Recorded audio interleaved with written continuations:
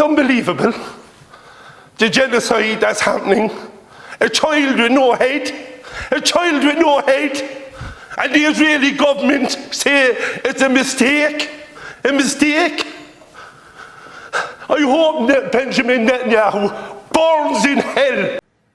There is nobody in this country who has wanted to can have avoided seeing the mass slaughter in Gaza. 2.3 million people trapped in a cage, being massacred by their jailers. And when they stand up, rise up against it, it's they who are the terrorists and not the guards who are raining down death and destruction, beheading their children, cutting the limbs off their mothers. Rivers of blood are running in Gaza, and Keir Starmer has supported it from the first day and until this day. Hello everybody. So in the last few days, I don't know if you have seen, but I suggest that you must watch these two videos. The one video is of Irish Member of Parliament Thomas Gould. I mean, what a speech. What a speech. He made this speech on 28th of May, the day the Parliament was discussing Ireland recognizing the state of Palestine.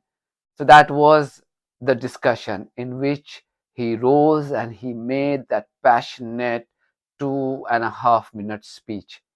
I mean, the content of speech should be no-brainer. I'm not surprised that he almost breaks down. He is in tears. His voice chokes.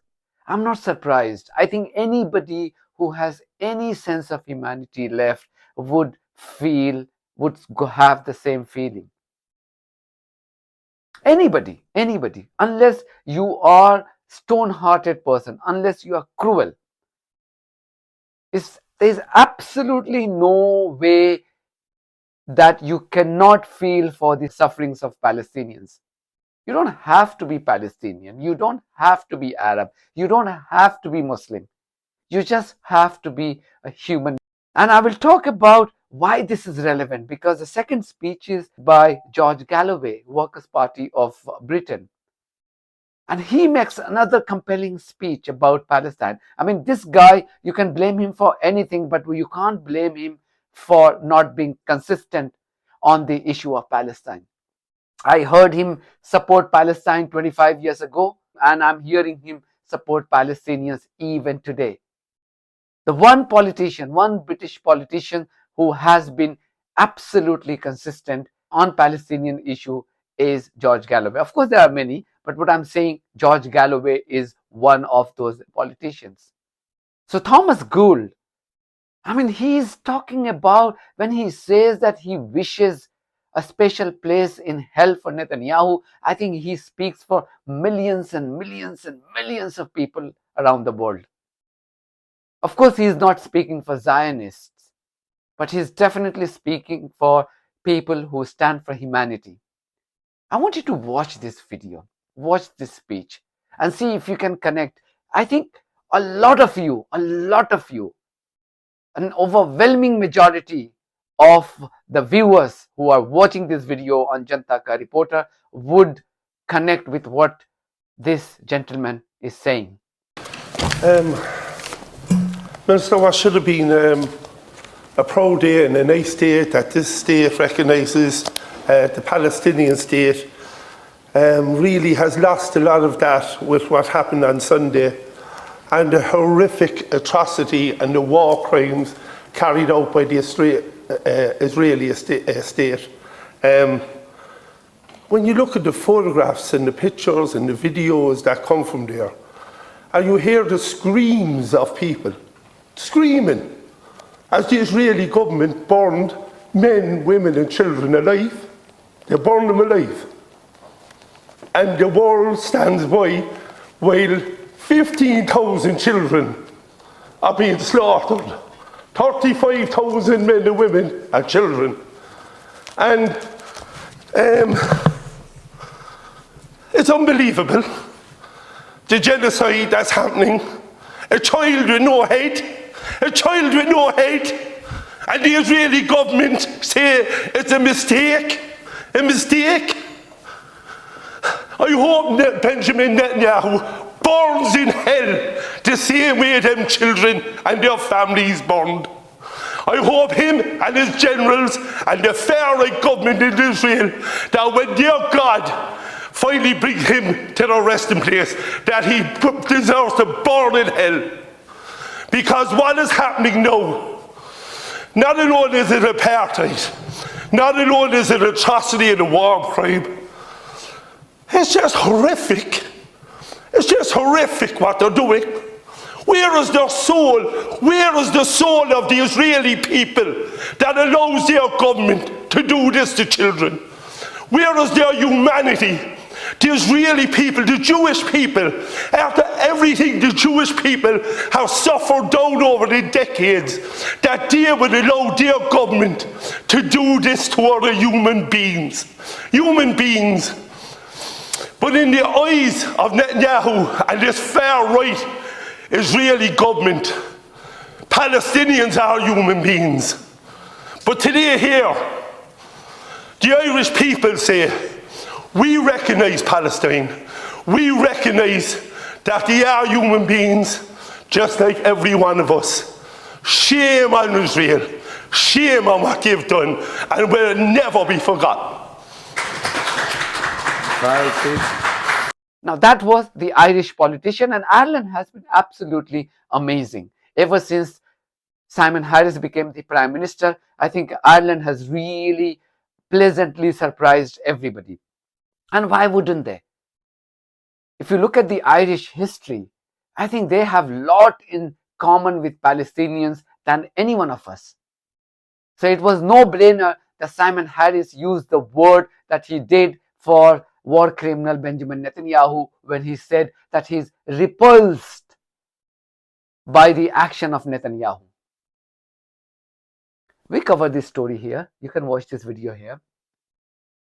And then days later, the Irish ambassador wowed everybody with his speech in support of Palestinians in the United Nations. And days later, Ireland fulfilled its promise and recognized the state of Palestine. Of course, that decision did not go down well with the rogue regime of Israel, and it decided to withdraw its ambassador from Ireland and Norway and Spain, because those were the other two countries who did the same. Now, that was this speech. Then, yesterday, George Galloway was launching his campaign in Ashton-under-Lyne, the same place which happens to be the constituency of Angela Rayner. We know Angela Rayner, who was rightfully criticized for her support for Israel in the beginning of the Israeli genocide in Gaza. Now that elections are upon her, she knows the importance of those Muslim votes. So she is now begging. Now, I know that people are angry about what's happening in the Middle East. And I said live on TV, and I say to this day, if me resigning as an MP now would bring a ceasefire, I would do it. A video of her begging for Muslim votes is going viral. That caught the attention of George Galloway when he was launching his election campaign in Ashton-under-Lyne. I think he deliberately chose Ashton-under-Lyne just to rub Angela Rayner up the wrong way, because he believes that his candidate, his party's candidate, Aroma Hassan, is well placed to pull off a surprise in that constituency. While launching the campaign, George Galloway made a passionate speech. Of course, the crux of his speech was his criticism for Rishi Sunak and Keir Starmer, and how there is nothing to choose between them as far as their support for genocidal regime of Israel is concerned. You have to watch this. You have to watch it because he makes a very profound point. He says, when you compare the ongoing genocides of Gaza, in Gaza to the previous genocides, let's say in Vietnam or in Iraq or in other African countries, The difference is that whilst it may not be the biggest ever case of genocide, it is the most brutal because this genocide is being live streamed on your and on our mobile devices. So we can actually see it. When it happened in Vietnam, we didn't see it from our own eyes. When it happened in Africa, we didn't see it from our own eyes. They are indistinguishable on everything that matters. Whether it's the economy, whether it's society. This is Blair versus Blair, this election campaign. Sunak's a Blairite and Starmer is a Blairite. They have the same views on social, cultural, and political issues. But I must move on to what the television wants me to talk about. Keir Starmer has a bigger problem even than the ginger growler herself. His biggest problem is that he has supported the worst genocidal massacre seen on earth since 1945. Seen. There have been others. Vietnam, which is where I came in, was even worse. Many times worse in quantum, but we didn't see it. Seeing is believing. There is nobody in this country who has wanted to can have avoided seeing the mass slaughter in Gaza. 2.3 million people trapped in a cage, being massacred by their jailers. And when they stand up, rise up against it, it's they who are the terrorists and not the guards who are raining down death and destruction, beheading their children, cutting the limbs off their mothers. Rivers of blood are running in Gaza, and Keir Starmer has supported it from the first day and until this day. And that is Keir Starmer's biggest problem. Because there are millions of people in this country of whom you are a mere snapshot. I make that point because most of the people in this audience are white English people. They try to tell you that the only people who care about beheaded children in Gaza are Muslims. That's a lie. All Muslims, of course, care about it. But millions of other British people care about it too. I estimate more than 5, maybe 7 million people in Britain are acutely distressed about what they are watching. And most of that 7 million used to vote Labour. In fact, Keir Starmer's counting on them to vote Labour. And if they don't vote Labour, how does he win any kind of landslide majority? Do the maths.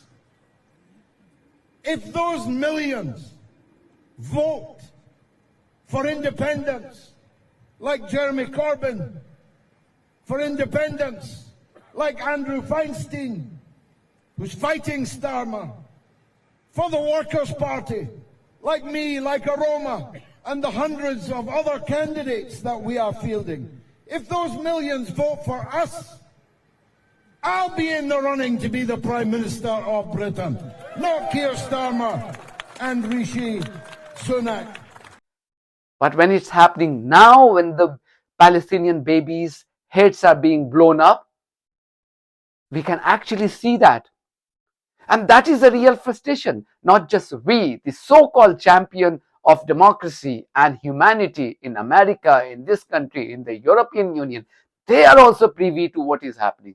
And yet they are choosing to remain silent and continuing to support Israel. That is the real issue. That's what makes this genocide the biggest and the worst in the modern history, at least since the Second World War. Thank you very much for watching this video. If you haven't subscribed to my channel, please do so, because that's one of the many ways you can support independent journalism. God bless you all.